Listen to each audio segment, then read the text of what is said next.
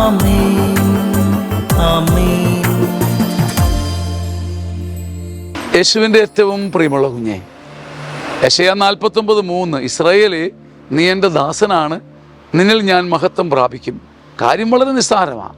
നീ എൻ്റെ ദാസനായിരിക്കണം. നീ സടകുടിഞ്ഞ് ഇറങ്ങി വരുന്ന സിംഹത്തെപ്പോലെ ചമഞ്ഞ് നടക്കാതെ എപ്പോഴും എന്നേക്കും നീ ദാസനായി എൻ്റെ മുമ്പിൽ നിന്നാൽ നിന്നിലൂടെ ഞാൻ എൻ്റെ മഹത്വം വിതറും. ഇസ്രായേലേ, നീ എൻ്റെ ദാസനായിരിക്കുവോളം, നീ എൻ്റെ ദാസനാണെന്ന് മനസ്സുകൊണ്ട് പറഞ്ഞാൽ ഉടനെ ഉറപ്പിച്ചോളൂ, അടുത്ത ക്ഷണം എൻ്റെ മഹത്വം നിന്നിൽ റിഫ്ലക്റ്റഡ് ആകും. കണ്ണാടിയിൽ എന്ന പോലെ എൻ്റെ മഹത്വം.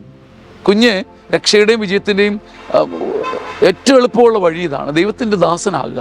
ദാസനായവനെ സ്വന്തമാക്കി ദൈവം ഉയർത്തും. ഇസ്രായേലേ, നീ എൻ്റെ ദാസനാണ്, അതുകൊണ്ട് തന്നെ നിന്നിൽ ഞാൻ മഹത്വം എടുക്കും. ആ മഹത്വം നിന്നിൽ പ്രകാശിക്കുകയും ചെയ്യും. ആമേൻ ആമേൻ ആമേൻ.